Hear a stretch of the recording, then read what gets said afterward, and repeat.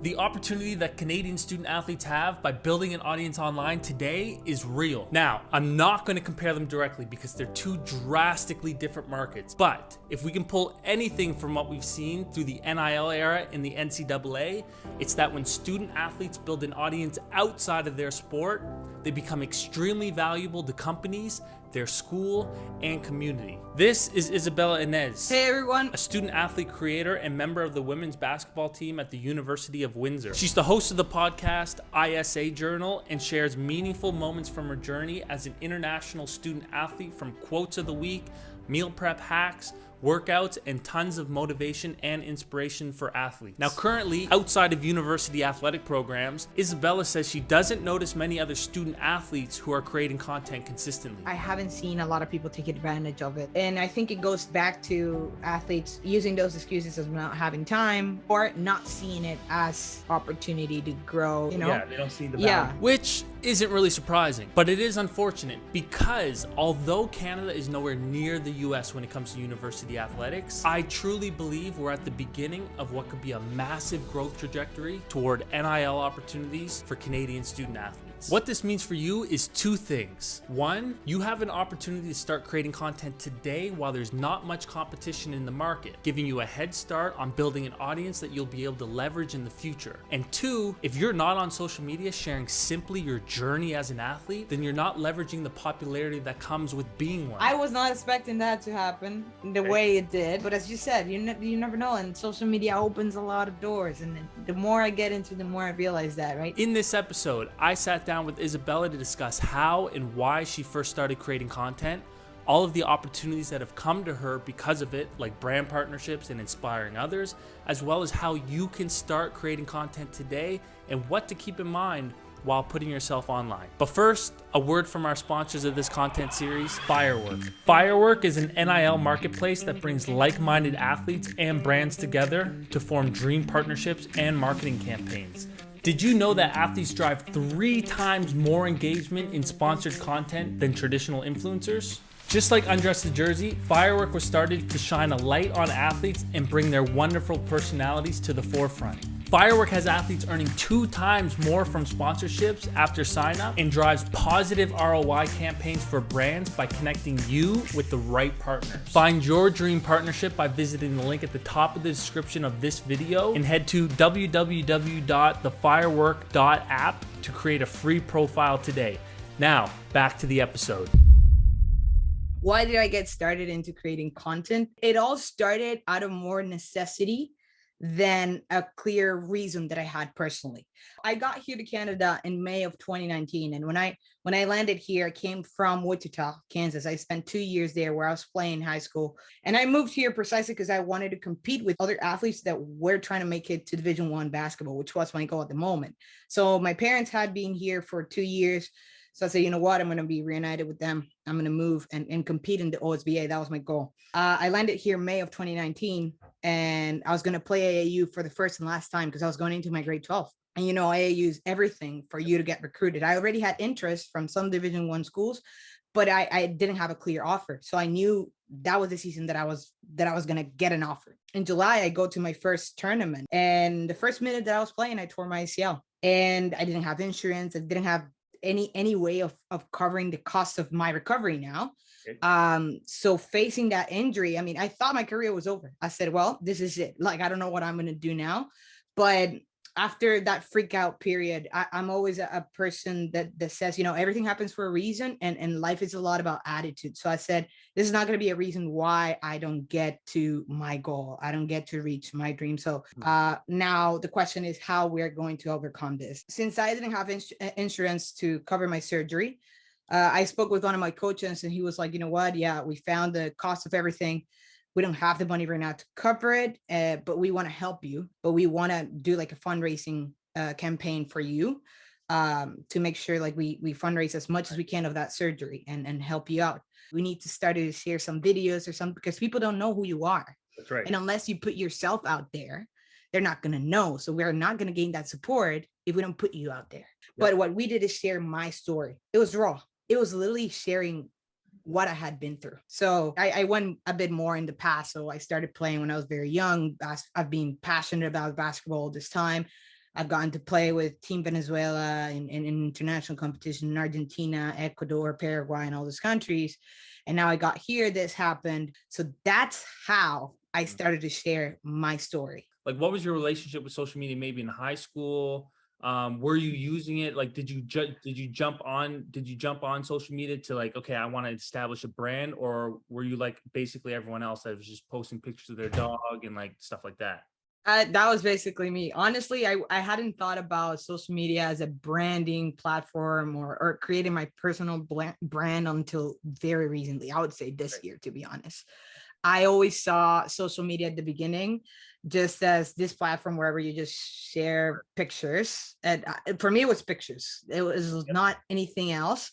And honestly, I didn't enjoy it too much because especially in my teen years, I would say between like 12, 15, between that range, I was very insecure of myself. Like I was not close to the person that I am today in terms of like self-confidence and being authentic. Which I think a lot of people would share that. Like a lot of people don't like putting themselves out there, which is hilarious because oh yeah, people look at athletes and they're like, well, what do you mean? Like you go out and play in front of hundreds of people every day. Like you're built for the spotlight. How could someone be like you be insecure? Yeah, it's not the same. I chose basketball. I always say to people, it was my dance floor. It was the place where I could care less of who was looking at me, Sure. of who was judging me, of other people. Like I could care less. I felt comfortable. Mm-hmm. And that was not social media for me. Like it's a whole different scenario. I think we all have our own dance floor. Musicians is music, as chefs is the kitchen. It's different. We all have our own comfort place. For me, it was basketball, but outside of that, I was actually a very, very insecure person. Like getting me to talk to a stranger before, no, that wouldn't happen. Was there a moment? Do you remember a moment when you were like, okay, let's go? Because I'm assuming as a content creator, there's one thing that it's to say that it's an outlet to share your creativity and just try and experiment stuff. But then there's also the part where you're like, okay, if I become successful at this, this could change my life. Yeah. So when was the click where you're like, okay, I want to go 100% in creating content, building a community? And because I was had an interview with Albert Bianahini, who played football at St. FX with me. But over the pandemic, he started to post on TikTok. And he said, just like everyone else, even Savannah Hamilton, everyone go check out both those episodes. These are people that have grown massive audiences on TikTok. And each of them told me, they were like, yo, I just started off because it was something fun to do. It was a distraction. I started with my little sister, or I just wanted to be funny and goofy. But then looking at them today where they're at like 300,000 followers on TikTok, I'm like, okay, when was the moment where you were like, oh, I could like really capitalize off of this? Now it's time to go. After I shared that first video of who I was. Okay. And I actually did not see it as something that could open a lot of doors for me, but I saw it as a tool to expand on part of what I realized I feel called to do, my purpose. I got to see the impact that my story had on other people around me when we shared it. Like how much people told me, oh, you're so inspiring. Like I heard a kid in Venezuela tell me, I dream of doing what you're doing. I said, that's it. Like that had fulfilled me like more than any MVP award that I had gotten in my life, that any award, like getting to see that I could inspire other people was for me like a epiphany moment. Like I said, this is what fills me up. This is what I want to do moving forward. And that changed the way that I perceive both social media and even basketball. I didn't realize that it was going to open a lot of opportunities. Eventually I did. Okay, let's jump into those. Like what are some of the opportunities that you have seen come from simply like pressing post? The way that I am right now, like much more outgoing, connecting to other people, social media right now has become a tool that helps you develop soft skills that you will need wherever you go. So for me, I don't know if you have seen, but I post every Monday a thought of the week. And it's on your Instagram story, right? In my Instagram stories, yeah. And I started to do that, I think last year. And when I moved here to Windsor, I was still just getting used to sharing a bit more. COVID hit and I had been like 6 months into my recovery.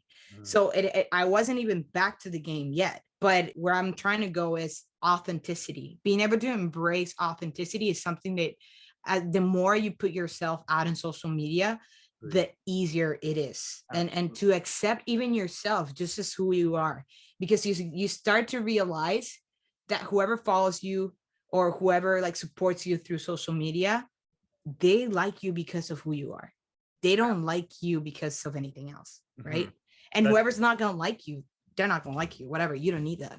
Correct. I've met a lot of people who are like, okay, I want to, like, I would like to do that. I would like to start sharing stuff online. I would start because they see the benefit in it. They see the positive things that can do it, but they're like, I'm not ready. Yeah. And I think you're never going to be. You're never going to be ready.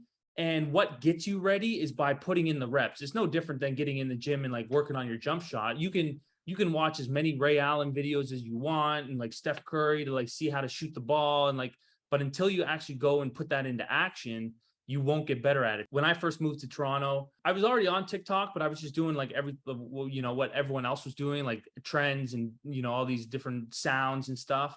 But it wasn't until I started to like try to put out a video every day where I was like creating these daily vlogs of me walking to the store, going to the gym, and I was like setting up my camera.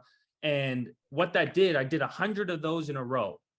And I could look back at my first and my hundreds and everything from, the way that I look at my landscape, learning how to edit videos, now starting to really get strategic and learn how to optimize for watch time and make things engaging and then pull in the hooks and stuff like that. Like there is a science to good performing content. But if I didn't put those first 100 reps in, I wouldn't be as confident and all that kind of stuff, right? One thing that is important to emphasize, even when you're trying to get that first step into social media, you have to have a reason why you're trying to do that. So going back to, I see it as a tool. I don't see my end goal is not the number of likes that I get. It's not the number of followers that I get, because it goes back to what happened to me personally as an athlete. It cannot become your identity. You're not like an influencer, So I do think that if there is one piece of, I think that you have to see social media as a tool. It's not the ultimate thing, because then it can be very overwhelming. You can get into other type of feelings that will pull you out of it. I relate to that. I relate to that because that's, one of the biggest emphases that I'm trying to share with this content series is that, hey, if you're a student athlete, you already have a level of influence within your immediate community because you're an athlete. You got the school backpack, you got the tracksuits, you're in a team. So you already have like this family outside of your family and in a the world of university. There's pictures of you in the hallway, on the bus, like you're in photos, like you're being hyped up. But I really believe content, like you said, is a tool to help you share that influence in different ways. Now, the emphasis is like, hey, you should start creating content because there's opportunities that come from it. But I'm glad that you brought up the fact that there needs to be a reason and a purpose for why you're doing that. No one just walks around and sees a hammer and just like starts hammering stuff for no reason. It's like, okay, you need the hammer to accomplish something. So sure, while you're getting ready or you want to start creating content, you got to identify that why. For me, it's to show the opportunities that these tools can bring people, but only if you have a reason to use the tool in the first place. What was your reason then? Through that first video, realizing that I could use social media to inspire other people. That became the thing, to inspire. It's not really, and in that process, to be as raw as I can and like share with you how I try to start my weeks with that thought of the week. Share with you how I'm trying to eat. Like I try to eat clean and healthy because I know that's part of accomplishing my athletic goals. But at the end of the day, I'm just trying to, this is my lifestyle. This is my life. And these are some of the goals and things that I strive for. And I'm going to show you like how I like to do it, but not because I want you to be a fan and idolize me or whatever, but because I want to demonstrate that as I do it, you can as well. If a student athlete's watching this now, it's like, okay, now I need to share my story, but like, I don't know how to do that or what topics to focus on. Like, How do you process that or make those decisions? So my goal was to, okay, well, I know there's a next generation. So I want to be able to help that next generation. So I will share it. I will use this platform to share what I got to learn, so they have what I didn't. Right. It's like your social media catalog is becoming a guide for student athletes. Would you say that you share predominantly like sport athlete strictly content, or do you share other stuff outside of sport?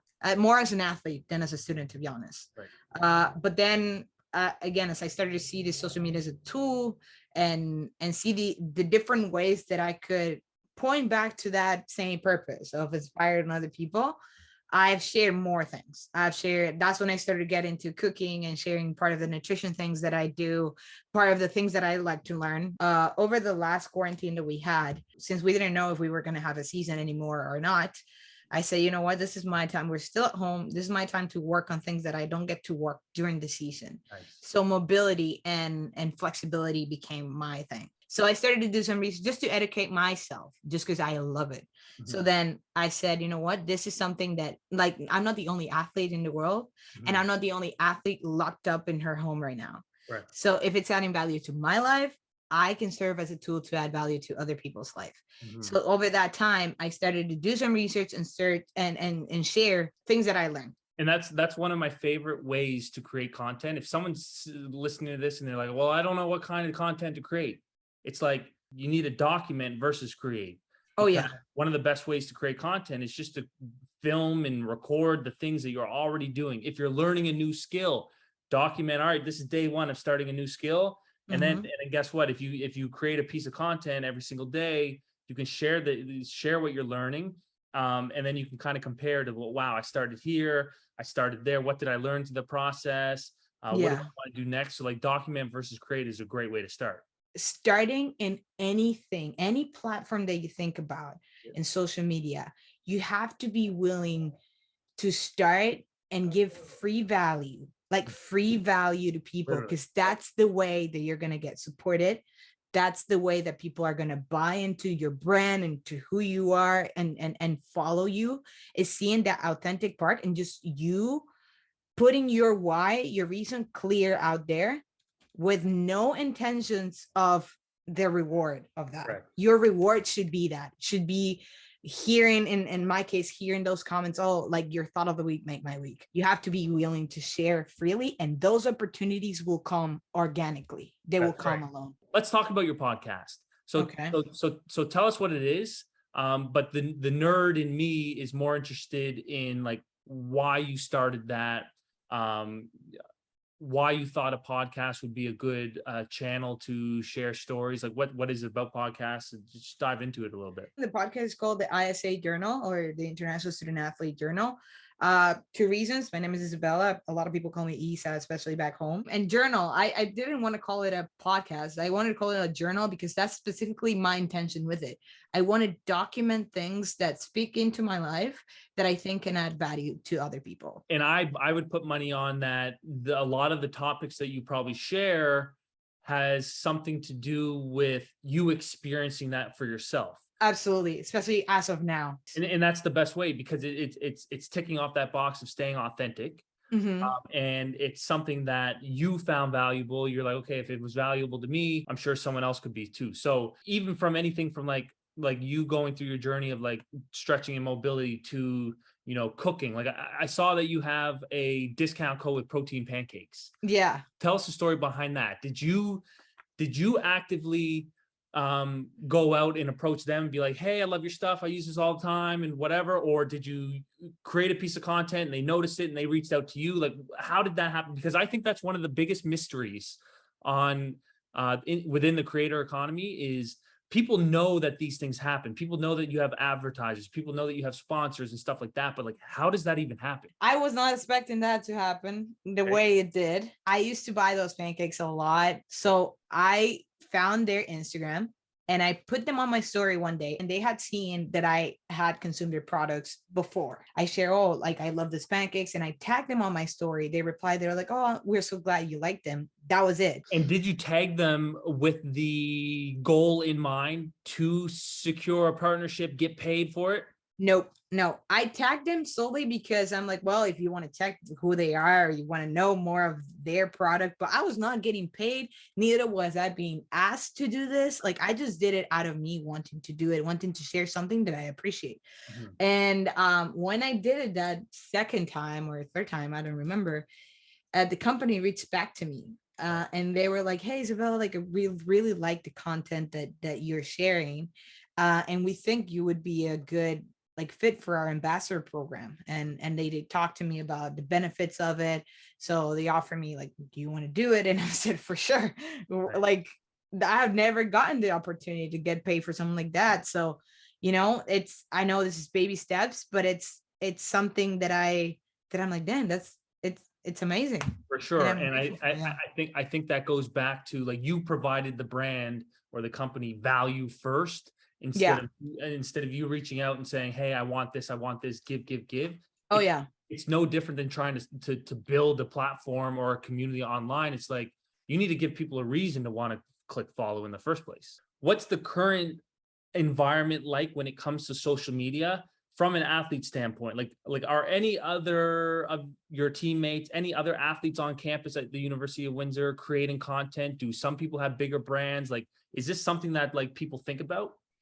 I think when it comes to teams, especially, I do think every team, at least in the University of Windsor, they're trying to grow their platform, just because you know how important it is to get support and how much support you can actually get through it. But when it comes to individual athletes, here at the University of Windsor, I haven't seen it too much, to be honest.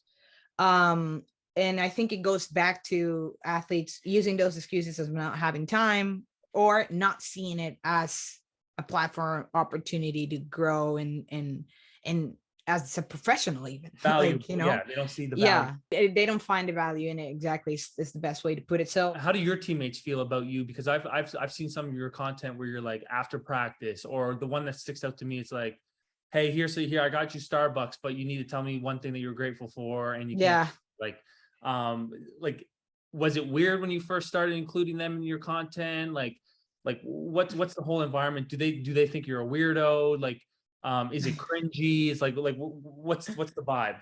Well, you know, I will admit sometimes it can be a bit cringy, just because, I mean, as you said, it can be awkward at times, just to pull up your phone and try to record. As I told you, when I started to share this thought of the weeks, I could do it as long as I was alone, but I could not do it in front of my teammates. My point behind this is, like, you have to give it a little time, but be comfortable with still embracing the titles that they might give you. Because I have been called in the team, oh, you're an influencer, you're all of this, I know, you're the girl that's trying to get followers or whatever. I always say, that's the thing. That's you have to know why you're doing it, because that's my weapon back. I just say, no, as you see, I'm doing it because I'm trying to share this message, because this is inspiring other people. Like, I go back to that. Whether you like it or not, that's none of my issue. That's yours. Sure. People are going to laugh at you behind your back. They're going to be DMing you. Look at this little, she's trying to be an influencer, but like,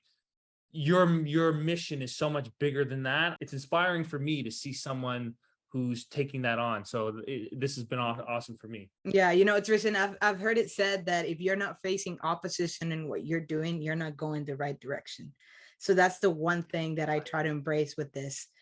You know, if I'm hearing these comments, if I'm hearing these things, you know, you got to know who you are and stick to that, and know and see that opposition as you're doing a good job.